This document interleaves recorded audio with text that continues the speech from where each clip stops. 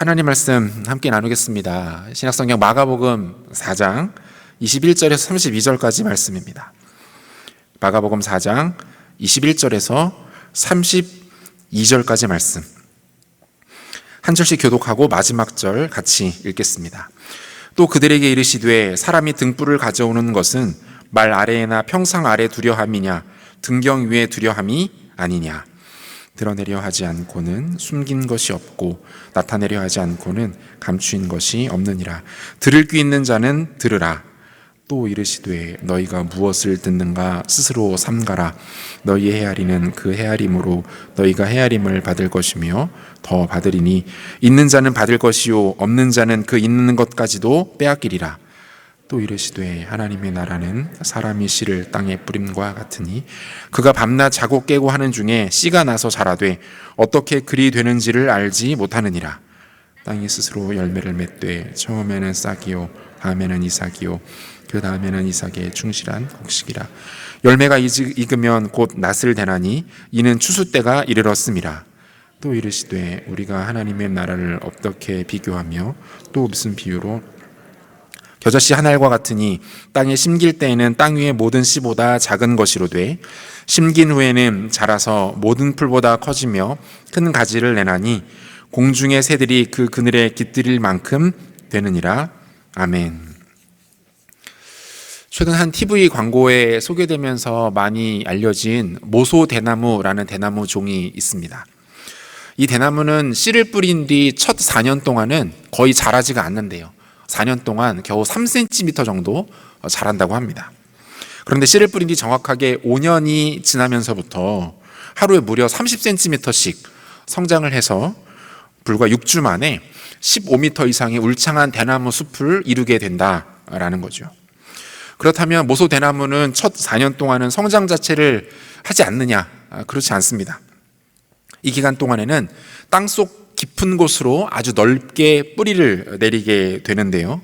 수백 제곱미터에 이르도록 광범위하게 뿌리를 견고하게 누린다는 거예요. 그래야만 갑작스럽게 성장할 때에도 나무가 흔들리지 않고 위로 곧게 세워질 수 있기 때문입니다. 이 모소 대나무를 보면서 우리는 눈에 보이는 것이 전부가 아니다라는 교훈을 얻게 되고요. 또 잠재력, 가능성이라는 개념도 머릿속에 떠오르는 것 같아요. 여러분, 저는 이 모소 대나무의 원리가 하나님 나라의 원리와 크게 다르지 않다라고 생각합니다. 예수 그리스도를 통해서 구원받은 모든 사람들은 비록 이 땅을 딛고 살아가지만 동시에 하나님 나라를 살아가는 것입니다. 언젠가도 말씀드린 것처럼 하나님의 나라는 물리적 개념이 아닙니다. 눈에 보이고 손에 만져지는 그런 개념이 아니죠. 하나님 나라는 하나님의 다스림과 통치, 그분의 주권이 펼쳐지는 모든 공간, 영역, 영향력, 그것을 가리켜서 하나님 나라라고 말해요. 따라서 우리 안에 성령께서 거하시고 그분의 말씀과 질서를 우리가 신실하게 따라가고 있다면 우리의 존재는 물론이고 우리가 살아가는 우리의 가정, 학교, 직장, 관계 모든 영역이 뭐다? 곧 하나님의 나라다라는 거죠. 그런데 여러분 어떻습니까? 우리의 삶과 우리의 삶의 영역 모든 것이 하나님의 나라인데 그 가운데 하나님의 역사들이 눈에 띄게 나타나고 있습니까? 하나님의 기적이 펼쳐지고 그분의 영광과 그분의 부흥이 놀랍도록 일어나고 있습니까? 안타깝게도 그렇지 않은 것 같아요. 우리가 그런 일들을 늘 꿈꾸고 사모하는 것은 분명하지만 매번 우리의 일상에 그런 일들이 나타나지는 않는 것 같습니다. 하지만 그럼에도 불구하고 성경은 분명하게 이미 하나님의 나라가 모든 믿는 자들 가운데 도래했다라고 선포하고 있고요. 우리는 그 말씀을 신뢰하면서 여전히 우리 삶 가운데 펼쳐지는 하나님 나라를 살아가고 있는 것이죠. 여러분들의 인생을 통해 삶을 통해서 여전히 그 나라는 완성되어 가고 있다라는 거예요. 다만 안타까운 것은 뭡니까? 우리가 이 하나님 나라의 원리, 즉 그 나라는 어떤 것이고 어떻게 펼쳐지게 되는 것이고 어떻게 하면 그 하나님 나라가 우리 삶에 펼쳐지는 것을 온전히 누릴 수 있는지에 대해서 잘 알지 못하고 깨닫지 못하기 때문에 우리에게 하나님 나라가 여전히 연약하게 어색하게만 느껴진다라는 것이죠. 사랑하는 여러분, 하나님 나라는 이 모소 대나무와도 같습니다. 거의 많은 부분에서 눈에 띄는 변화나 성장이 지금 당장은 일어나지 않아요. 하지만 그 나라는 여전히 자라나고 있고 성장하고 있고 깊어지고 있고 전진하고 있습니다. 여전히 살아있고 생명력이 넘치는 것이 바로 우리에게 이미 임한 하나님의 나라예요. 그리고 하나님이 정하신 그때가 되었을 때 그 하나님의 나라는 여러분들의 개인의 삶과 삶의 영역을 통해서 그리고 우리 공동체를 통해서 이 땅 가운데 놀랍게 나타나게 될 것입니다. 오늘은 읽은 본문을 통해서 하나님 나라의 원리에 대해서 한번 생각해 보려고 하는데요. 특별히 어떻게 하면 우리가 적극적으로 그 하나님 나라를 활용할 수 있을 것인가, 누리고 즐기며 그것들을 살아내고 펼쳐낼 수 있을 것인가에 대해서 함께 묵상해 보고자 합니다. 주님은 씨 뿌리는 비유와 그에 대한 해석에 이어서 하나님 나라의 원리에 대해서 계속해서 말씀을 이어가시는데요. 가장 먼저 가치에 대해서 말씀을 하세요. 예수님은 자신이 이 땅에 온 이유가 다름 아닌 하나님의 나라를 소개하고 드러내기 위함이다라고 말씀하십니다. 본문 21절 보니까요. 또 그들에게 이르시되 사람이 등불을 가져오는 것은 말 아래나 평상 아래에 두려함이 아니냐, 등경 위에 두려함이 아니냐라고 되어 있습니다. 이번에도 주님 굉장히 그 생활 친화적인 비유를 사용하시죠. 등불입니다. 당연히 전기가 없었던 시절이었기 때문에 집집마다 밤이 되면 이 등불을 사용했겠죠. 등불의 위치는 낮은 곳이 아니라 높은 곳입니다. 지금도 전등은 다 위에 달려 있잖아요. 그래야만 어떻습니까? 공간, 방을 구석구석 밝게 비출 수 있는 거죠. 누구나 볼 수 있는 곳에 놓여야만 누구나 볼 수 있게 하는 역할을 감당합니다. 그게 등불이에요. 주님은 하나님 나라가 마치 이와 같다라고 말씀하세요. 무슨 말입니까 이게? 모든 사람들이 보게 될 것이다. 모든 사람들이 알게 될 것이다. 누구나 그것이 존재하는 가치와 영향력과 능력과 위용을 경험하게 될 것이다. 하나님 나라가 바로 그렇다. 이 말씀이에요. 하나님 나라의 가시성에 대해서 말씀하시는 거죠. 누구나 볼 수 있고 누구나 알게 될 거다. 그런데 이어지는 구절을 보면 모순되는 말씀을 또 하세요. 22절 드러내려 하지 않고는 숨긴 것이 없고 나타내려 하지 않고는 감추인 것이 없느니라. 이 말이 되게 어렵잖아요. 해석이 잘 안 되는데 여러분 이게 그 대조적 병행 구절이라고 해서요. 히브리 문법 중에서도 상당히 고급 레토릭, 수사학에 속하는 표현이에요. 그러니까 고급스럽게 여운을 남기기 위해서 사용하는 강조법이라고 볼 수 있는데요. 이 말씀을요, 이 명제를 대우명제, 그러니까 역으로 해서 부정하는 거죠. 이렇게 풀면 이해가 좀 쉽습니다. 22절은 이런 뜻이에요. 숨긴 것은 드러내기 위함이고, 숨긴 것은 드러내기 위함이고, 감추인 것은 결국 나타내기 위함이다. 맞습니까? 숨긴 것은 결국 드러내려는 목적이고, 감추인 것은 나타내려는 까닭이다. 이 뜻이에요. 여러분 어렵지 않아요. 긴장하지 마세요. 자, 결국 예수님의 논리는 이겁니다. 그러니까 21절과 22절을 합쳐보면 이런 거예요. 나는 이 세상에 하나님 나라를 알리고 드러내기 위해서 왔다. 그 하나님 나라를 더 잘 드러내고 명확하게 소개하기 위해서 나는 그 나라를 감출 것이다. 여러분 이해가 되십니까? 예수님 오셔서 나는 하나님 나라를 이 땅 가운데 밝히 드러낼 것이다. 그런데 더 잘 드러내고 더 명확하게 드러내기 위해서 나는 그것을 감출 거다. 이렇게 말씀하고 있는 거예요.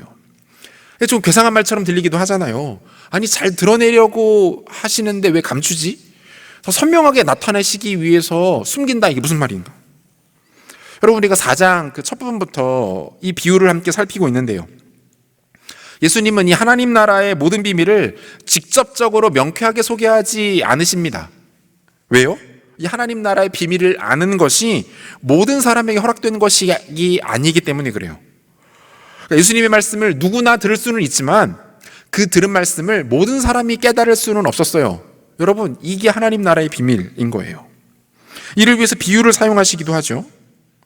그런 의미에서 이 4장부터 나타나는 이 비유, 이 4장뿐만이 아니라 예수님이 비유를 굉장히 즐겨 사용하시는데 이 비유는 하나님 나라의 문법이다 이렇게 볼 수도 있을 것 같아요. 모든 사람들이 쉽게 알 수 없고 안다 해도 모든 것을 다 알 수는 없습니다. 하지만 그것은 분명히 실존하는 가치이고 상상조차 할 수 없는 능력을 가지고 있는 것, 여러분 이게 하나님 나라인 것이죠. 그래서 여러분, 하나님 나라에 속한 모든 가치들은 신비입니다. 무슨 말이에요? 이게 잘 안 풀리는 거예요. 뭔가 애매합니다. 밝히 이해되지 않아요. 우리 가운데 다 납득되지 않아요. 실제로 여러분들이 살아가는 삶 가운데 일어나는 일들이 그렇지 않습니까? 예수 믿고 살아가다 보면 모든 삶들이 우리 마음속에, 머릿속에 다 명쾌하게 이해가 되던가요? 하나님이 하시는 일들, 그분의 뜻과 목적들이 우리에게 다 밝히 명쾌하게 이해가 되고 납득됩니까? 아니요. 그렇지 않아요. 이 땅의 개념과 상식으로는 이게 도저히 납득이 되지 않는 거예요. 그래서 사도 바울은 이 사실을 이렇게 표현하죠. 고린도전서 1장 22절에서 24절까지 말씀 보면요, 유대인은 표적을 구하고 헬라인은 지혜를 찾으나 우리는 십자가에 못 박힌 그리스도를 전하니 유대인에게는 거리끼는 것이요 이방인에게는 미련한 것이로되 오직 부르심을 받은 자들에게는 유대인이나 헬라인이나 그리스도는 하나님의 능력이요 하나님의 지혜니라. 이게 무슨 말입니까? 헬라 문화와 로마적 사고에 익숙해졌던 당시 사람들에게 이 말은 굉장히 이상한 망언처럼 들리는 말이었어요. 유대인에게는 거리끼는 것이래요. 그러니까 별로 입에 꺼내고 싶지도 않은 거야. 이방인에게는 미련한 것. 아유, 저런 바보 같은 사람들. 아니, 저렇게 미련하게 행동할 수 있나? 그런데 그것이 뭐래요? 하나님의 백성들에게는 한없이 강한 것이고 지혜로운 것이고 아름답게 여겨지는 거다라고 말합니다. 여러분, 그게 뭐라는 거예요? 그게 바로 예수 그리스도이고 그리스도께서 선택하신 십자가이고 그게 복음이라는 거예요. 바울이 당시에 이 복음을 증거하면서 엄청나게 많이 부딪혔을 겁니다. 아니, 그럼 바보 같은 것을 믿으라는 말입니까? 그렇게 미련한 가치를 따라가라는 거라는 말입니까? 그런데 하나님 나라가 그렇다는 거예요. 복음이 그렇다라고 말하고 있는 거죠. 어디 바울의 선언뿐입니까?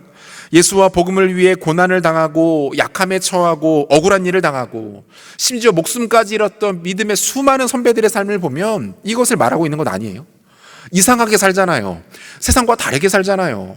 출세의 길이 보장되어 있는데 다 버리고 단 한 번도 들어본 적이 없었던 세상 구석의 나라로 와서 복음을 증거하는 삶을 살아가잖아요. 여러분, 하나님 나라는 신비입니다. 다 알 수 없어요. 누구나 알 수 있는 것도 아닙니다. 결정적으로 이 땅의 논리로는 절대로 그 하나님 나라를 알아갈 수가 없는 거예요. 하지만 한 가지 분명한 사실은 뭡니까? 그것이 하나님께서 시작하시는 것이고 완성하실 것이기 때문에 그것은 영원하다라는 거죠. 그분이 정하신 그때가 되었을 때 그 나라가 이 땅 가운데 완성될 것이고 미련하고 어리석은 모습으로 묵묵히 그 나라를 추구하며 따라갔던 자들은 그 하나님 나라의 영광에 동참하게 될 것이다. 여러분, 이것이 신약 성경이 말하고 있는 논리 아니에요? 그렇다면 저와 여러분들에게 주어진 과제는 무엇입니까? 이 하나님 나라를 우리가 더 알아가고 더 경험하고 누리는 겁니다. 주님은 오늘 우리에게 이러한 하나님 나라를 어떻게 하면 제대로 누릴 수 있나, 어떻게 하면 온전히 누릴 수 있을 것인가에 대해서 말씀하십니다. 하나님 나라 활용법인데요, 두 가지로 한번 정리하겠습니다. 하나님 나라 활용법 첫 번째, 사모하는 만큼 누리게 됩니다. 사모하는 만큼 누리게 돼요. 본문 24절 보실까요? 또 이르시되 너희가 무엇을 듣는가 스스로 삼가라. 너희의 헤아리는 그 헤아림으로 너희가 헤아림을 받을 것이며 더 받으리니, 이렇게 되어 있는데요. 여러분, 여기서 중요한 것은요, 헤아리는 헤아림이라는 표현이에요. 헬라어로 메트레이테라는 단어인데 이 단어가 측량하다, 평가하다, 재다, 달아보다 라는 뜻의 영어 단어 measure의 그 어원이 되기도 합니다. 하나님 나라의 비밀과 신비에 대해서 어떻게 하라는 거예요? 측량하고 재보고 달아보고 정확하게 평가해보라. 그렇게 하면서 그의 말씀을 들으라, 이 말이에요. 쉽게 말하면 하나님 나라의 비밀과 그 가치들에 대해서 소중하게 여기고 귀하게 여길 뿐만 아니라 그것을 더욱 사모하고 추구하라, 이 말입니다. 우리가 소중하게 여기는 것들을 어떻게 합니까? 더 살피고 그것들을 더 꼼꼼하게 보게 되잖아요. 그리고 그렇게 했을 때 어떤 결과가 생길 거라고 말합니까? 계속해서 25절 말씀인데요. 있는 자는 받을 것이요 없는 자는 그 있는 것까지도 빼앗기리라. 뭐라고 말씀하세요? 하나님 나라의 영광과 능력과 풍성함을 제대로 경험한 사람들은 어떻게 해요? 더 받을 것이고, 그것들을 여전히 알지 못한 채 소홀히 여기는 사람들은 갖고 있었던 것마저도 빼앗기게 될 것이다, 이렇게 말씀하고 있어요. 사랑하는 여러분, 영적인 영역에도 빈부격차가 있다는 거 여러분 아십니까?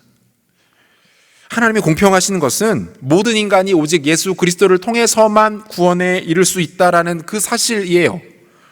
그것은 굉장히 공평하신 하나님의 공의이죠. 하지만 이미 구원받은 하나님의 백성들에게 모든 성도들이 하나님 앞에 공평하고 평등하고 천편일률적이라고 생각해서는 안 됩니다. 언젠가도 얘기했죠. 하나님 편애하신다고요. 더 사랑하시는 경우가 있고 덜 사랑하시는 경우가 있다는 거예요. 유명한 달란트 비유에서도 우리가 무엇을 알 수 있습니까? 더 가진 자가 더 많이 갖게 됩니다. 5달란트 받았던 자가 나중에 10달란트를 갖게 돼요. 1달란트 받았던 자가 그 가진 것마저도 빼앗기게 됩니다. 요한계시록에도 보면 하나님의 보좌 주변으로 24보좌가 놓이게 되고요, 그 보좌에 24명의 장로들이 앉게 돼요. 그들이 머리에 금관을 쓰고 하나님의 영광을 풍성하게 누리는 장면이 나와요. 다 같이 천국에 갔는데 어떤 사람들은 주님의 보좌의 곁에 앉아서 그 영광을 누리는 사람들이 있다라는 거예요. 여러분, 성경의 이러한 묘사들은 무엇을 말할까요? 하나님 나라에서 더 소유하는 자들과 덜 소유하는 자들의 차이가 분명히 존재한다는 거예요. 물론 이러한 가치가 오늘날 자본주의가 갖고 있는 경제적 빈부격차처럼 느껴지지는 않을 겁니다. 가진 자가 착취하고 군림하고 못 가진 자가 억압당하고 비참함을 느끼는 그런 방식은 결코 아닐 거예요. 오히려 이것은 영광의 차이일 것이고요, 하나님과의 친밀함의 차이로 나타나게 될 거라는 말이에요. 여러분, 예수님 만났던 사람들에게도 이 모습이 동일하게 나타나는 거 아시죠? 맹인이면서 거지였던 바디메오라는 사람 있는데요, 여러분, 이 사람 어땠습니까? 예수님께서 마을에 오셨다라는 소문을 듣고 그곳에 찾아갑니다. 예수님께서 근처로 지나가시는 것 같자 어떻게 합니까? 소리를 지르면서 예수님을 부릅니다. 다윗의 자손 예수여, 나를 불쌍히 여겨주십시오. 예수님, 나를 좀 돌아봐 주십시오. 소리를 질러요. 심지어 주변에서 시끄럽다고 비난하고 그를 저지하자 오히려 더 큰 소리를 지르면서 예수님을 찾았다, 이렇게 되어 있는데요. 여러분, 이 바디메오가 좀 특이한데요, 그 성경에서 보통 예수님께 치유받은 사람들에 대한 신상이 구체적으로 공개되는 경우가 많지 않아요. 나병 환자 그 예수님께 고침받는데 여러분 이름 압니까? 그 지붕 뚫고 이렇게 침상채로 내려와서 고침받은 중풍병자, 그 사람 이름 알아요? 누군지 압니까? 오늘 큐티 본문 보니까 군대 귀신 들렸던 사람 그 고침받는데 그 사람 이름 안 나온단 말이에요. 그런데 바디메오는 좀 달라요. 그 심지어 마가복음 10장 보면 그 아버지의 이름까지 소개가 돼요. 디메오의 아들 맹인 거지 바디메오. 여러분, 이거는요, 마가복음이 기록되고 교회와 성도들에게 그것이 읽혀질 당시에, 그러니까 마가복음이 교회와 성도들에게 회람될 당시에 이미 바디메오라는 사람이 굉장히 유명한 사람이었다라는 뜻이에요. 이미 교회의 지도자였거나 아니면 그 교계에서 상당히 영향력 있는 인물이었을 거라는 것을 보여줍니다. 그 무슨 얘기예요? 야, 니네가 잘 아는 그 바디메오 있지? 니네가 존경하고 좋아하는 그 바디메오 있잖아. 그 사람이 이렇게 예수님 만났어. 그 사람이 이렇게 고침받았던 사람이야. 그 사람 과거에 이랬던 사람이야. 그 사람의 간증이 일종의 실려 있는 거라고 볼 수 있어요. 맹인이었고 거지였던 그가 이처럼 놀랍게 인생 역전을 할 수 있었던 이유가 뭡니까? 그 안에 더 받기 원함이 있었던 거예요. 예수님으로부터 은혜 받기 원함이 그 가운데 있었던 거예요. 사모함이 있었던 거죠. 그가 예수님을 통해서 자신에게 임하게 될 그 하나님의 영광에 대해서 기대하고 추구하고 사모했던 거예요. 12년간 혈루병 앓는 여인 이야기 우리 잘 알잖아요. 그녀가 예수님께 가까이 나아갈 엄두도 내지 못합니다. 대신에 그 마음 가운데 어떤 마음이 있었어요? 예수님의 옷자락에만 내가 손을 대도 내가 낫겠다. 내가 가까이 가가지고 주님의 옷자락만 잡더라도 그분으로부터 능력이 나에게 와서 내가 고침받을 수 있겠다, 이 믿음이 있었잖아요. 그리고 어떻게 됐습니까? 그녀의 믿음대로 됐습니다. 사모함대로 그 가운데 치유가 일어나요. 여러분 생각해 보세요. 당시 예수님 주변에 사람들이 진짜 많았잖아요. 예수님께로 뚫고 가지도 못할 정도로 예수님 주변에 사람들이 많이 운집해 있었거든요. 그들 중에 예수님과 옷자락 부딪힌 사람이 한둘이었겠습니까? 손잡은 사람들은 없었겠어요? 그런데 그 많은 무리들 중에서 놀라운 기적과 치유를 경험한 여인은 이 여인밖에 없어요. 다른 사람의 이야기가 있었다면 복음서 기자들이 기록했겠죠. 뭡니까? 사모하고 구하고 찾는 자들, 주님의 은혜를 퍼슈트, 추구하는 자들 가운데 하나님의 기적이 일어나게 되는 거예요. 하나님 나라가 그 삶 가운데 나타나게 된다는 거예요. 저희 집에 평소에 소비를 굉장히 기뻐하시는 한 분이 계시는데요. 소비의 여왕. 제가 언젠가 한번 소개해드렸는데 저희 큰딸이 소비의 여왕이세요. 이분이. 그런데 최근에 새롭게 떠오르는 신흥 소비의 여왕 한 분이 또 계세요. 막내. 첫째하고 막내가 욕심이 되게 많아요. 이 친구들이. 막내는 뭐 그렇다 쳐도 보통 첫째들은 이렇게 동생들한테 양보도 하고 뭐 이렇게 동생들 먼저 챙겨주고 그러지 않습니까? 첫째들 표정이 별로 아니네? 별로 안 그런가 보네? 뭐 저는 이제 그런 줄 알았는데. 근데 저희 집 1호하고 4호는 이 아주 욕망 어린이들이에요. 욕망이 가득 찼어. 소비하는 거 좋아하고, 소유하는 거 좋아하고 그래요. 반대로 2호, 3호는 또 별로 이런 데 관심이 없어요. 그런데 여러분, 이 부모 마음이라는 게 되게 신기하죠? 1호, 4호가 무언가를 이렇게 욕망하면 저와 제 아내가 막습니다. 야, 너 지난번에 샀잖아. 비슷한 것도 있잖아. 막아요. 저지를 합니다. 아, 이것들이 또 욕망에 사로잡혔구나. 아, 또 소비의 영이 임했구나. 아, 이거 대적해야 되는데, 쫓아내야 되는데, 막 이렇게 하면서 긴장을 하는 거예요. 그런데 이렇게 하다가도 뭡니까? 이게 마음이 약해지는 거죠. 아, 얼마 안 하는데 하나 또 사줄까? 아, 그거 사주면 되게 좋아할 텐데. 아, 그거 나쁜 것도 아닌데. 마음이 약해지는 거예요. 그러다가 잠깐 정신을 놓으면 어때요? 그 녀석이 그 욕망하던 그 물건을 들고 얼굴에 만연한 미소를 지은 채 저를 쳐다보고 있는 것들을 보게 되는 거죠. 그럼 제가 이런 마음이 들 때마다 어떤 생각을 하냐면요. 우리 주님도 이러실 텐데, 우리 주님도 결국은 더 찾고 구하고 달라고 하고 추구하는 자들에게 당신에게 더 주시고자 하는 마음이 있을 텐데, 은혜를 구하고 찾는 자들 가운데 하나님 은혜를 주실 텐데, 이런 생각을 하는 거예요. 여러분, 우리 하나님께는 제한이 없고 우리 주님께는 불가능이 없다라는 사실 여러분 믿으십니까? 그분이 고치고 바꾸실 수 없는 나의 핸디캡은 없다라는 거 여러분 믿고 계십니까? 그런데 여러분 왜 안 찾아요? 왜 안 구합니까? 그분이 주실 수 있고 그분이 얼마든지 바꾸실 수 있는데 그 하나님께 나아가서 가지고 그거 왜 구하지 않습니까? 하나님 제 안에 이런 마음이 있는데요. 이것이 하나님 뜻에 반하는 것이 아니라면 하나님 들어주세요. 하나님 제가 하나님 앞에 이렇게 쓰임받고자 하는 마음이 있는데요. 이것이 하나님의 영광 가리는 것이 아니라면 하나님 제 원대로 제 삶을 인도해 주세요. 여러분 왜 이런 기도 안 합니까? 그분이 나의 아버지신데요. 연약한 육신의 아버지인 저에게도 자식을 향한 그런 마음이 있는데요. 우리 영원하고 완벽하신 하나님께서 우리에게 왜 이런 마음을 품고 계시지 않겠습니까?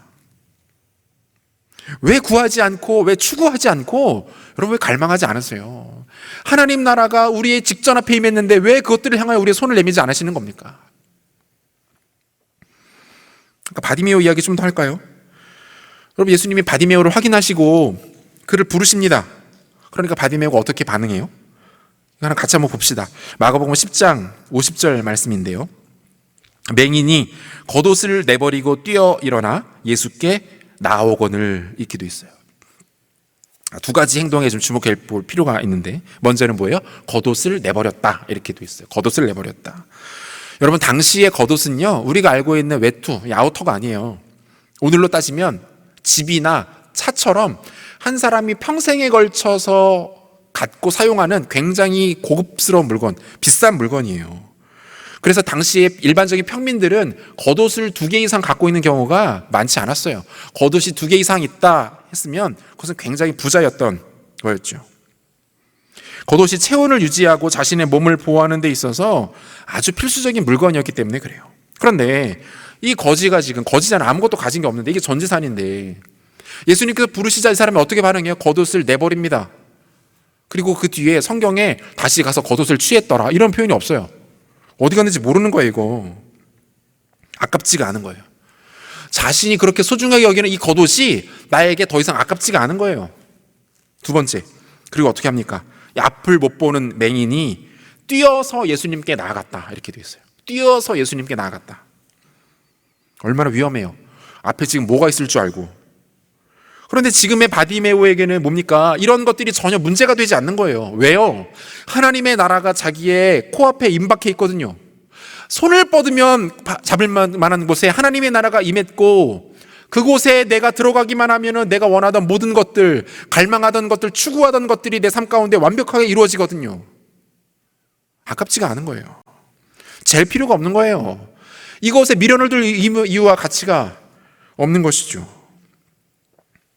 사랑하는 여러분, 하나님의 백성들에게 가장 큰 능력, 가장 큰 힘은요, 타고난 재능 아닙니다. 우리가 할 수 있는 최선의 노력? 여러분 그거 아니에요. 좋은 부모님 만나는 거, 좋은 가정에서 태어나는 거, 여러분 그거 아닙니다. 잘 갖춰진 주변의 환경이나 스펙을 갖추는 것, 여러분 그것도 아닙니다.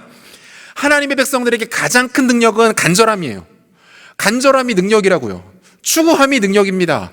얼마나 뜨겁게 간절하게 하나님 앞에 그것을 추구하고 그것을 사모하느냐, 그것이 한 사람에게 펼쳐지는 능력이에요. 주께 구하는 자들이 결국 주의 은혜를 받아 누리게 되고요, 간절하게 찾고 구하는 자들이 더 많이 누리게 됩니다. 여러분, 이것이 하나님 나라의 질서예요. 하나님 나라 원칙이라고요. 자녀가 달라고 하면 그것이 악하고 위험한 것이 아니라면 주는 것이 부모의 마음이에요. 장난감 여러 개 있어도 또 달라고 하면 주고 싶은 마음이 드는 게 부모 마음이라니까요. 야, 그거 왜 필요하냐, 너 있잖아 라고 말하면서도 또 사주는 것이 부모의 마음입니다. 부모는 어쩔 수 없어요. 결국은 주게 돼 있어요. 마태복음 11장 12절에서 주님 이렇게 말씀하세요. 세례 요한의 때부터 지금까지 천국은 침노를 당하나니 침노하는 자는 빼앗느니라. 이게 무슨 말입니까? 천국이 누구 거래요? 침노하는 자, 들어가서 주장하고 외치는 자들, 천국이 그들에게 임하게 된다, 이 말씀하고 있는 거 아니에요? 저를 비롯해서 우리가 너무 젠틀해요. 그죠? 너무 정적입니다. 아마 우리가 그렇게 하나님을 섬기고 있는지도 모르겠어요. 아버지신데요, 그분의 것이 곧 나의 것인데 찾고 구하는 자들에게 주시겠다 약속하시는데 왜 우리가 구하지 않습니까? 왜 우리가 찾지 않습니까? 왜 하나님 앞에 나가서 여러분들의 필요를 구하지 않고 기도하지 않고 우리의 약점과 한계에 대하여서 주 앞에 내려놓고 기도하지 않습니까? 우리가 이것을 모르는 거예요. 하나님 나라가 얼마나 영광스럽고 위대한지를 우리가 잊고 살아가고 있는 것입니다. 여러분, 기도하러 나오세요. 목요일 밤에 집에서 다른 거 하지 마시고 유튜브 접속하셔서 여러분 같이 기도하세요. 금요일 날 다른 데 가서 다른 거 하지 마시고 이 자리에 오셔서 찬양하고 말씀 듣고 기도하십시오. 하나님 나라를 구하세요. 하나님의 영광을 퍼스트 추구하세요. 하나님, 나에게 하나님 나라가 임하게 하여 주시옵소서. 내가 그것들을 누리기를 원합니다. 내가 그 능력을 경험하기를 원합니다. 여러분, 그것이 능력이라는 거예요. 우리에게 가장 큰 능력은 하나님의 은혜를 추구하는 겁니다. 하나님의 은혜를 향한 간절함이 우리 가운데 능력입니다. 이 하나님 나라의 풍성함을 잊지 않고 누리시고 회복하시는 여러분들 되시기를 소원합니다. 하나님 나라 활용법 두 번째는요, 경건하게 버텨라입니다. 경보예요. 경보. 경건하게 버텨라. 경보하라. 본문 26절과 27절 같이 한번 읽겠습니다. 26절 27절입니다. 또 이르시되 하나님의 나라는 사람이 씨를 땅에 뿌림과 같으니 그가 밤낮 자고 깨고 하는 중에 씨가 나서 자라되 어떻게 그리 되는지를 알지 못하느니라. 여러분, 우리 중에 농사를 하시는 분은 아마 없으실 것 같은데 집에서 간단한 식물이나 화초를 키우시는 분들은 있겠죠. 그때 어떻습니까? 식물이 자라는 모습을 실시간으로 계속 지켜보고 있는 사람은 아마 주변에 없을 거예요. 한 일주일 정도를 그냥 계속 화초 앞에 앉아서 밥 먹고 자면서 화초가 자라는 모습을 지켜보는 사람이 혹 있다면 우리가 그 사람 잘 돌봐줘야 돼요. 기도도 해주고. 우리가 보통 어항 속의 물고기들은 이렇게 눈으로 살피지만 식물이나 화초가 자라는 모습을 실시간으로 지켜보지는 않잖아요. 근데 여러분, 식물은 어때요? 그 자라는 모습이 직접적으로 우리의 눈에 보이지 않습니다. 자라는 모양이 막 속도가 우리 가운데 보이지 않아요. 그런데 어떻습니까? 분명히 자랍니다. 반드시 자라죠. 어느 순간 보면 자라 있죠. 어느 순간 보면 분갈이를 해줘야 할 정도로 커져 있죠. 식물은 눈에 보이진 않는데 반드시 자라요. 왜 그렇습니까? 그 안에 생명이 있기 때문에 그래요. 이것이 바로 하나님 나라의 원리라고 말씀하고 있는 거예요. 생명입니다. 그 변화와 성장이 눈앞에서 선명하게 나타나지는 않아요. 막 변하는 것 같아 보이지 않아. 막 상황이 막 좋아지는 것 같지 않아요. 막 발전하고 깊어지고 막 화려해지는 것 같아 보이지 않아요. 그게 눈에 들어오지 않아요. 그런데 뭡니까? 자라나요. 변화되는 거예요. 생명이 있기 때문에 그런 거죠. 하나님 나라의 핵심적인 원리는 뭡니까? 여러분, 눈에 보이는 대로 판단하지 말고 생명의 유무로 판단하라는 거예요. 그 안에 생명이 있는가? 그 안에 예수가 있는가? 그 안에 복음이 있는가? 그 안에 식지 않은 하나님 나라의 씨가 있는가? 생명이 있는가? 그걸 보라는 거죠. 여러분, 다른 거 다 없어도 생명이 있으면 변화가 일어납니다. 생명이 있기만 하면 언젠가는 반드시 역사가 일어납니다. 그게 생명의 힘 아닙니까? 미국 밴더빌트 의과대학의 데이비드 레빈이라는 아주 훌륭한 교수님이 계셨습니다. 안타깝게도 이분의 나이가 46세가 되셨을 때 그가 그만 근위축성 측색경화증, 보통 루게릭이라고 하죠. 이 병에 걸리게 돼요. 다리가 굳어오고 상반신에도 마비가 오기 시작했습니다. 어느 순간부터는 말도 하는 것이 힘들어졌고요. 손가락이 힘이 없어서 책장을 넘길 수도 없었어요. 심지어 키보드 자판을, 마우스 커서를 클릭할 힘도 없었습니다. 더 이상 의대 교수로서 아무런 역할도 연구도 할 수 없어졌을 그때에, 그렇게 그의 삶이 생명이 끝나가는 것 같아 보이던 그때에 그 동료 교수로부터 몸의 아주 미세한 움직임만으로도 작동이 되는 컴퓨터를 소개받아요. 이때 당시에 그가 사용할 수 있는 자신의 그 근육은 그 눈꺼풀을 움직이는 것뿐밖에 없었다고 합니다. 그 무려 4년 동안 눈꺼풀 하나로 PC를 조작하는 법을 훈련합니다. 그리고 이것을 통해서 사람들과 의사소통을 합니다. 글을 쓰기 시작했어요. 원고를 읽기 시작합니다. 의대에서 자문하는 일을 계속할 수 있었고요. 심지어 학생들을 가르치는 일도 했대요. 내분기 계통에 대한 종합 교과서를 집필했고 나중에는 그 의학계에서 주는 아주 저명한 상까지 받게 되었다고 합니다. 이 모든 게 뭐 하나로 가능했던 거예요? 눈꺼풀을 깜빡이는 것 그 하나만으로 가능했던 거죠. 겉으로 보면 아무것도 할 수 없는 사람이에요. 겉으로 보면 호흡만 하고 있지 마치 죽은 사람처럼 보이는 그런 사람이에요. 그런데 그 안에 생명이 있으니까 엄청난 일들을 해내는 거예요. 그 안에 생명이 남아있으니까 그 깜빡이는 눈꺼풀 하나로 책을 저술하고 많은 사람들에게 큰 영향력을 끼치는 일들을 얼마든지 할 수 있게 되었다라는 것 아닙니까? 여러분, 생명이에요. 생명이 있느냐 없느냐, 이게 중요하다라는 거예요. 꽃다발은 화려합니다. 있어 보여요. 그런데 그 안에 생명이 있습니까? 열매 맺을 수 있나요? 그렇지 않죠. 하지만 들판에 외롭게 핀 비록 아무도 주목하지 않는 들풀이라 할지라도 그 안에 생명이 있으면, 그가 뿌리가 온전히 박혀 있고 생명이 있으면 어떻습니까? 자라나죠. 때가 되어서 열매를 맺습니다. 여러분 안에 생명이 있습니까? 여러분 안에 예수가 있어요? 여러분 안에 복음이 있습니까? 여러분 안에 하나님을 향한 믿음과 그분을 향한 갈급함이 있습니까? 여러분, 그게 없으면 아무것도 일어나지 않을 거예요. 그게 없으면 여러분이 아무리 많은 것을 준비하고 많은 것을 갖추고 있다 하더라도 아무런 생명의 일들이 일어나지 않습니다. 열매 맺을 수 없어요. 우리의 관심은 이것이 되어야 합니다. 내 안에 생명이 있는가? 내 속에 예수께서 살아 계시는가? 성령께서 지금도 나를 다스리고 통치하고 계시는가? 나는 오늘을 복음으로 살아가고 있는가? 여러분, 이 질문 하셔야 돼요. 이렇게 우리 안에 생명력이 있다면 그 다음에 뭐 해야 합니까? 버텨야죠. 하나님 앞에서 버티는 작업이 필요합니다. 계속해서 28절과 29절 보면요, 땅이 스스로 열매를 맺되 처음에는 싹이요 다음에는 이삭이요 그 다음에는 이삭의 충실한 곡식이라. 열매가 익으면 곧 낫을 대나니 이는 추수 때가 이르렀음이라. 뭐예요 지금? 열매를 맺는, 즉 그 추수의 순서에 대해서 예수님 말씀하시는 거죠. 싹이 나고 이삭이 자라고 그 이삭에 충실한 곡식이 열리고 그러면 정한 때가 되어서 농부가 낫을 되어 추수를 하는 거예요. 여러분, 유대인들의 개념에서 식물이 열매를 맺는다라는 것은 아주 구별된 하나님의 사역이었습니다. 가나안 사회는 농경 사회거든요. 기본적으로 하나님께서 그 땅 가운데 식물을 자라나게 하시지 않으면 그들은 먹고 살 수가 없었어요. 그래서 곡식이 자라나서 열매를 맺는다라는 것은 하나님만이 하실 수 있는 하나님의 사역이었던 거예요. 여기서 식물의 역할은 뭡니까? 식물의 역할 없어요. 식물의 역할이 없다고요. 식물은 그저 열매를 맺을 때까지 잘 견뎌주고 버텨주기만 하면 충분합니다. 씨가 싹이 되고 싹이 이삭이 되고 그 이삭에 곡식이 열리게 되는 것은 생명의 작용이지 씨의 역량이나 의지가 아닙니다. 씨가 나는 좀 더 빨리 열매를 맺겠다 해서 봄에 막 벼가 있고 그런 일들이 일어나지 않아요. 예수님께서 포도나무 비유에서도 비슷한 말씀을 하시는데요. 요한복음 15장 4절, 내 안에 거하라 나도 너희 안에 거하리라. 가지가 포도나무에 붙어있지 아니하면 스스로 열매를 맺을 수 없음 같이 너희도 내 안에 있지 아니하면 그러하리라. 뭐라고 말씀하세요?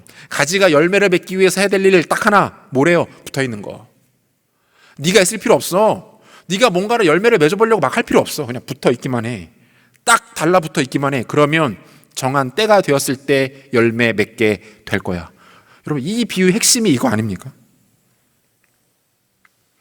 그런데 여러분, 여기서 버틴다라는 말은요, 단순히 시간만 흘려보낸다라는 뜻이 아닙니다. 아무것도 하지 않고 그냥 그 자리에 가만히 있는다 이런 의미도 아니에요.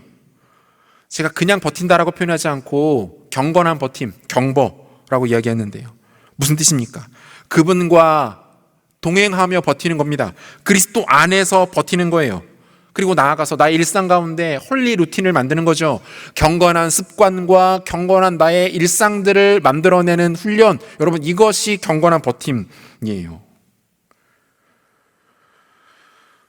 홀리 루틴이죠. 경건한 습관을 만드는 일이 우리에게 반드시 필요합니다. 하나님 나라를 원하고자 하면 우리에게 이 훈련이 되어야 합니다. 경건한 루틴들, 경건한 습관을 만드는 일이에요. 그 일본의 대표적인 소설가 무라카미 하루키 잘 아시죠? 이 사람이 천재 소설가로 잘 알려져 있잖아요. 근데 진짜 이 사람을 이러한 소설계의 문학계의 대가로 만든 것은 이 사람의 천재성이 아니었어요. 이 사람의 지독한 루틴, 이 사람의 습관이 이 사람을 대가로 만들어버립니다. 이 사람 정확하게 밤 9시에 잠들어서 새벽 4시에 일어난대요. 오전에는 무조건 5시간 이상 앉아서 글을 쓰고요. 오후에는 10km 달리기 또는 1500m 수영을 한다고 합니다. 어떤 데는 2개 다 하고. 그리고 하루에 최소 7시간은 쉰대요. 쉼이 우리가 생각하는 쉼이랑 좀 달라요. 여기서 말하는 이 사람의 쉼은 책 읽고 음악 듣고 하는 게 쉼이래요. 어쨌든 쉰대요. 그러니까 새벽 4시에 일어나서 5시간 오전에 글 쓰고 운동하고 쉬고, 여러분 이 루틴을 지난 25년 동안 단 하루도 빼놓지 않고 살았대요. 말이 쉽지 대단하지 않습니까?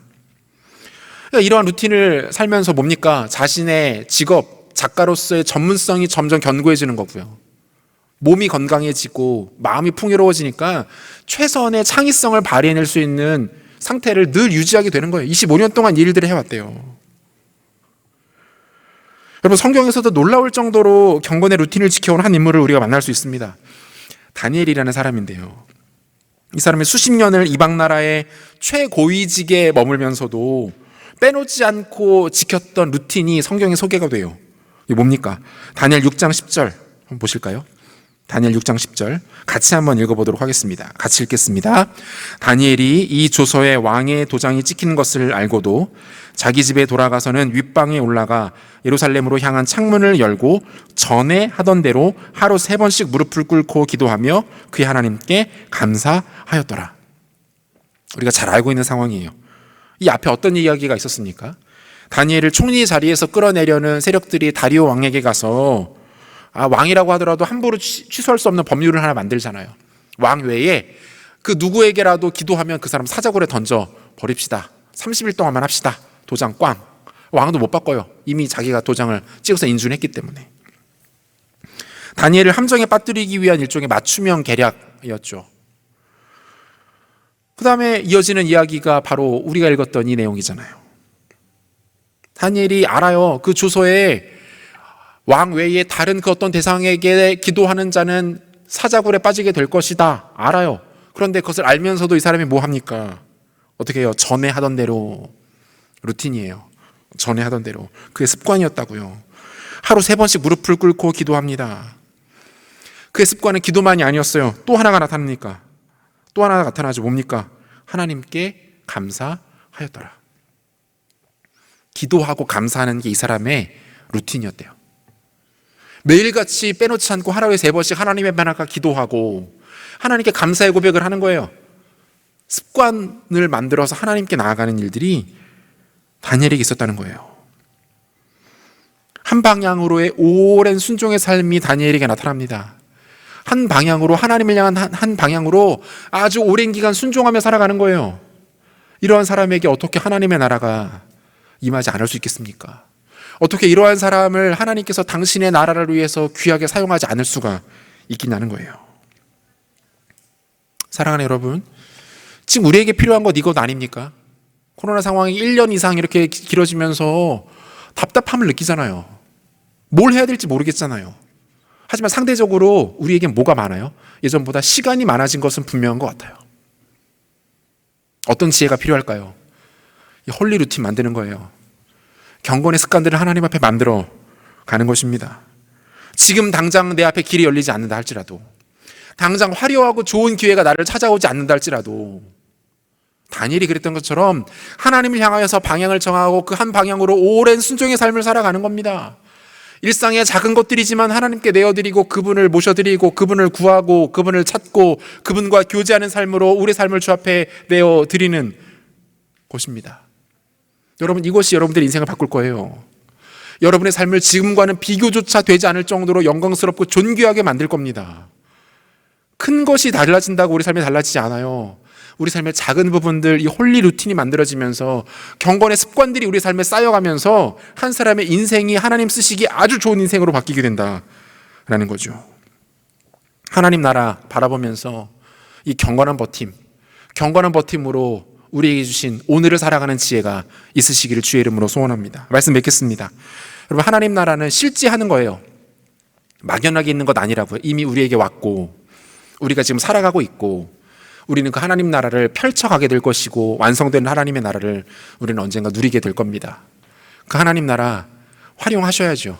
근처에 너무 좋은 것이, 귀한 것이 있는데 놓치고 있는 거 바보 같은 짓입니다. 하나님 나라를 추구하십시오. 은혜를 갈망하십시오. 하나님 임재를 사모하십시오. 더 구하세요. 더 목마르다, 더 갈증난다, 하나님의 임재가 나에게 더 필요하다, 주님께 나아가서 구하십시오. 신실한 하늘 아버지가 우리에게 주실 것입니다. 경건한 버팀 필요합니다. 그냥 하루하루 흘려보내는 삶이 아니라 홀리 루틴 만드셔서 우리 삶의 작은 부분부터 하나님께 내어드리고 그분과의 교제를 통해서 우리 가운데 이미 임한 하나님의 나라를 영광스럽고 존귀하게 아름답게 누려가시는 우리 모든 신실한 주의 종들 되시기를 우리 주 예수 그리스도의 이름으로 축원합니다. 다 자리에서 일어나겠습니다.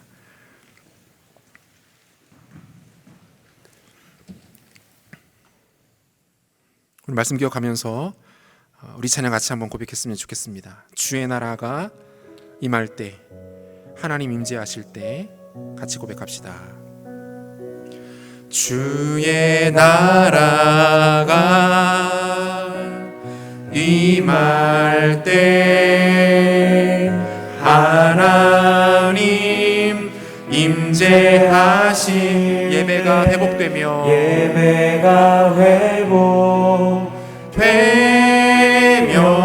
기적은 일어나네. 기적은 일어나네. 전능하신 주 영원하신 능력의 통치자 자유가 선포되어 주 백성 돌아오네. 선포합시다. 하나님 나라 임하소서. 하나님 나라 임하소서. 임하소서. 영광과 존귀 능력과 위엄 놀라운 사랑의 기적의 하나님 지금 이곳에 오소서. 다시 한번 고백합시다. 주의 나라가 임할 때, 주의 나라가 임할 때, 하나님 임재하실 때, 하나님 임재하실 때 예배가 회복되며 기적은 일어나네. 기적은 일어나네. 선포합시다. 전능하신 주, 전능하신 주, 영원하신 능력의 통치자, 능력의 통치자, 자유가 선포되며 주 백성 돌아오. 우리 가운데 마실 하나님 나라를 선포합니다. 하나님의 나라, 하나님 나라 임하소서. 영광과 존귀, 영광과 존귀 능력과 위엄 놀라운 사랑의 기적의 하나님 지금 이곳에 오소. 주 높고 위대하심을, 주 높고 위대하심을 크게 외쳐 선포하네. 만왕의 왕 주 하나님 지금 오소. 하나님 나라 임하소서. 하나님 나라 임하소. 영광과 존귀 능력과 위엄, 능력과 위엄 놀라운 사랑의 기적의 하나님 지금 이곳에 오소. 주님의 나라와 주님의 나라와 뜻이 나의 삶 속에 임하시며, 나의 삶 속에 임하시. 고백합시다. 주님 알기를 원합니다. 주님 보기를 소망합니다. 소망해. 아멘. 거룩히 살아갈 힘과 두려움 없는 믿음 주실 나의 하나님 완전한 사랑. 자, 다시 한번 믿음으로 선포하며 나갑니다. 주님의 나라와 뜻이, 주님의 나라와 뜻이 나의 삶 속에 임하시며, 나의 삶 속에 임하시며 주님 알기를, 주만 보기를 소망해.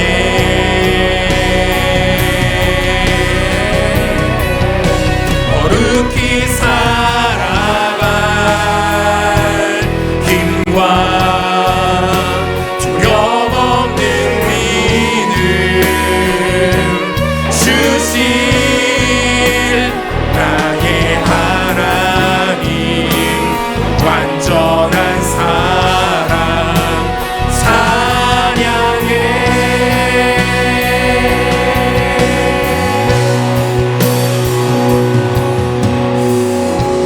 주 안에 사랑하는 여러분, 우리 다시 한번 기도했으면 좋겠습니다.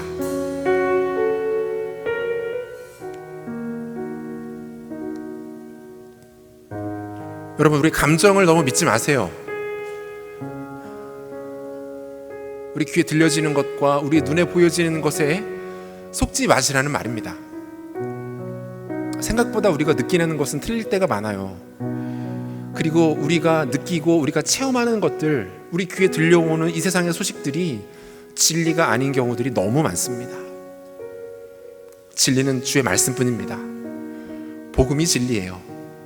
2000년 전에도 지금도 앞으로 몇백 년이 지난다 할지라도 그것은 변하지 않을 겁니다. 여러분, 그게 진리입니다. 그것이 복음이고요. 그것이 하나님께서 이미 우리 가운데 이뤄놓으신 하나님의 나라인 줄로 믿습니다. 그 하나님의 나라는 찾고 구하는 자들에게 더 선명하게 다가온다라고 오늘 주님 말씀하십니다. 이 하나님의 나라를 너무 까맣게 잊고 살아가진 않습니까? 그래서 하나님의 나라를 살아가는 사람들이 세상 나라를 살다 보니 그렇게 힘든 거 아닌가요? 하나님 나라의 법칙과 질서를 따라 살아가야 하는 사람들이 세상 나라 속에 한복판에 들어가서 살려고 하니 두렵고 주저되고 힘겹고 혼란스러운 거 아닙니까? 사랑하는 여러분, 주님 오늘 우리 가운데 분명하게 선언하며 말씀하십니다. 하나님 나라가 우리 가운데 왔다라고 말씀하시고요, 그것들을 찾고 구하고 퍼슈트 추구하는 자들 가운데 그 놀라운 하나님의 나라를 부어주시겠다 약속하십니다. 여러분, 구하십시오. 찾으십시오. 그리고 그 영광을 받아 누리십시오. 하나님 나라를 소유하시고 그 가치를 마음껏 여러분의 삶 가운데 누리시기를 바랍니다. 이 시간 기도할 때에 이렇게 한번 기도했으면 좋겠는데요. 사랑하는 주님, 우리가 주의 은혜를 구하기를 원합니다. 하나님을 갈망합니다. 하나님을 추구합니다. 하나님을 향한 간절함 가지고 나아갑니다. 그 간절함이 우리에게 능력이고 그 간절함이 우리에게 힘이고 영광이고 유일한 가치인데 이것 포기하지 아니하고 주 앞에 나가 기도하고 하나님의 은혜를 구하고 하나님의 나라를 찾는 인생 될 수 있도록 하나님 은혜를 베풀어 주시옵소서. 그 영광의 가치를 따라가는 우리 삶 될 수 있게 해달라고 하나님 앞에 간구하며 기도합시다. 기도하시겠습니다. 하나님 아버지 감사합니다. 아버지 하나님, 오랜만에 하나님 옆에 모여서 말씀 듣고 찬양하며 예배하며 기도케 하시니 감사합니다. 아버지 하나님, 주의 나라가 하나님의 영광이 우리 가운데 이미 임하였고 그것을 통하여서 하나님 지금도 우리의 삶에 다스려가고 계시는 분이신 줄을 믿습니다. 우리 하나님 함께 하여주시고 역사하여 주셔서 성령 충만한 면제 능력 가운데 하나님 나타내 보여주시기를 드리 성령을 매기도 합니다. 우리 하나님 역사하여 주시고 은혜를 베풀어 주시옵소서. 성령의 충만함을 함께 하여 주옵소서. 하나님의 간절함 가지고 나아가기를 원합니다. 발명 가지고 나아가기를 원합니다. 하나님을 추구하기를 원합니다. 하나님을 갈망하기를 원합니다. 하나님을 드리기를 원합니다. 하나님을 드리기를 원합니다. 하나님 드릴 수 있도록 하나님 잡아주시옵소서. 우리 마음을 은혜를 낼 수 있도록 하나님 잡아주옵소서. 하나님 나라 원영을 낼 수 있도록 하나님 잡아주시고 은혜가 낼 수 있도록 하나님 하여 주셔서 내 마음을 은혜를 하나님 은혜를 낼 수 있도록 아버지 하나님 잡아주옵소서. 하나님 저들을 잡아주시고 이나가 하나님 가시를 내려서 낼 수 있도록 아버지 함께 하여 주옵소서. 은혜를 도와여 주옵소서. 저희가 낼 수 있도록 함께 하여 주는 가운데 늘게 예배를 나가는 이를 구하며 하나님 유지하는 매를 나가서 하나님을 구하며 일어나가며 하나님을 나가는 우리들이 우리 엄대를 나타낼 수 있도록 아버지 함께 하여 주옵소서. 은혜를 베풀어 함께 하여 주옵소서. 우리 엄마를 드려야 주시고 하나님을 가는 수 있도록 하나님 잡아주옵시고 한절은 여기를 말씀하실 말씀 앞에 우리 말을 내려다가 우리 은혜를 낼 수 있도록 하나님 은혜를 낼 수 있도록 아버지 하나님 낼 수 있도록 하나님 잡아주시기를 소망하기도 합니다. 하나님 은혜를 베풀어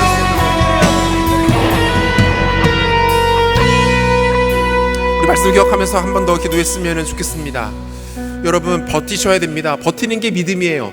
하나님의 백성들은요, 어느 시대나 어느 환경 속에서도 버티는 것에 능했던 사람들이었습니다. 복음 하나 붙잡고 버텼고요, 하나님께서 주실 은혜 붙잡고 버텼고 하나님께서 능력 주실 거 바라보며 버텼습니다.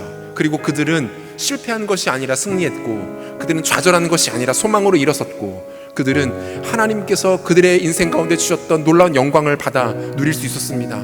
여러분, 지금도 마찬가지입니다. 버티는 자가 승리합니다. 경건하게 버티십시오. 우리의 삶 속에 홀리 루틴, 경건의 습관들을 만들어 가시고 삶 속에 조금의 시간들과 장소와 마음을 떼어내어서 하나님 만나고 그분과 교제하는 것들을 포기하지 마십시오. 안 되더라도 다시 일어나서 시작하시고 멈추더라도 다시 일어나 하나님 앞에 나가시는 것들을 끊이지 않고 계속하십시오. 그것이 여러분들의 인생을 바꿀 겁니다. 그것이 여러분들을 능력의 사람들로 만들어줄 겁니다. 그것이 여러분들을 하나님의 위대한 사람들로 일으켜 세울 것입니다. 이렇게 기도하겠습니다. 사랑하는 주님, 우리에게 하나님을 향한 갈망을 주시되 우리 삶 속에 경건의 습관들, 홀리 루틴들이 나타날 수 있도록 하나님 은혜를 베풀어 주시옵소서. 우리 마음 가운데 도전하여 주시고 우리 마음 가운데 뜨거움을 더하여 주시고 하나님 추구하는 마음들이 우리 성 가운데 나타날 수 있도록 하나님 함께 하시고 축복하시고 은혜 베풀어 주시옵소서. 같이 기도하겠습니다. 오 하나님 아버지, 하나님 주여, 주님,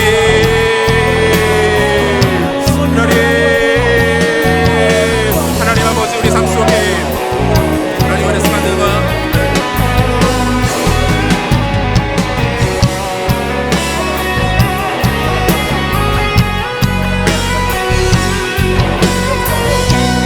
하나님 아버지, 우리 삶 속에서 하나님 경건한 습관이 일어날 수 있도록 하나님 도와주시기를 원합니다. 하나님 매일같이 주님과 조금 나가는 삶으로 일어날 수 있도록 하나님 잡아주시고 그로 인하여 하나님을 먹고 하나님의 사랑을 추구하며 하나님 깨달아가는 모습들이 하나님 내가 놀라는 사이를 할 수 있도록 아버지 하나님 함께 하여 주시고 하나님 은혜를 베풀어 주신 주의 소망하며 기도합니다. 오 하나님 은혜를 베풀어 주신 주의 함께 하시면 그 하나님과 나타날 수 있도록 하나님 잡아주시고 평안의 시원에서 나타날 수 있도록 아버지 하나님 잡아주옵소서.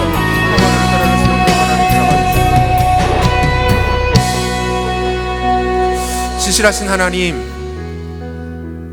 7주 만에 우리를 다시 한자리에 모이게 하시고 하나님 앞에 나와 찬양하고 기도하고 말씀 듣고 또 우리 마음이 뜨거워져서 하나님 앞에 함께 소리내어 기도를 할 수 있도록 은혜 주시는 것을 감사합니다.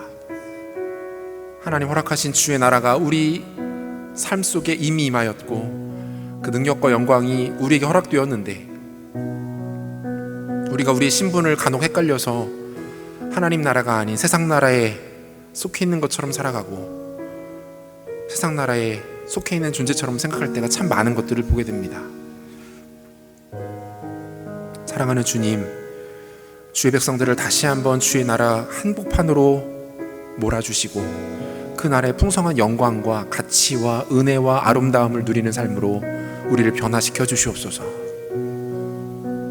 하나님을 더욱 추구하기를 원합니다.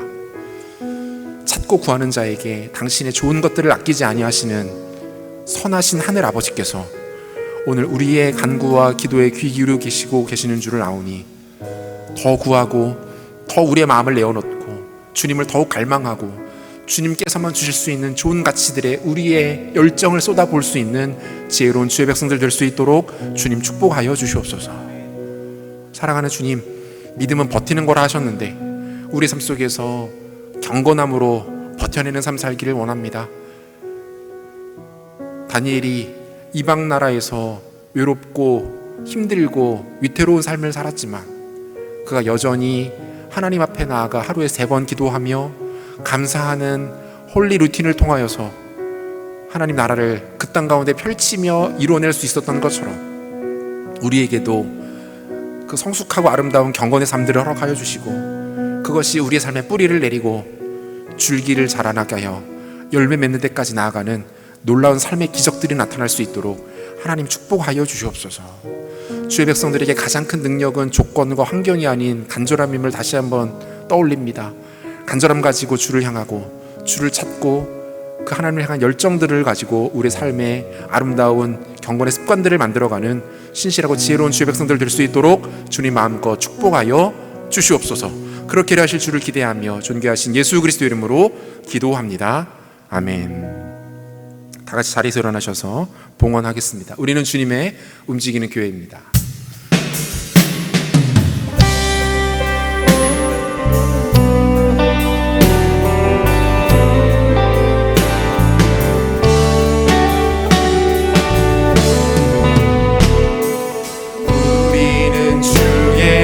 움직이는 교회, 이곳은 주님을 위한 자리. 내가 기도하는 모든 땅 위에서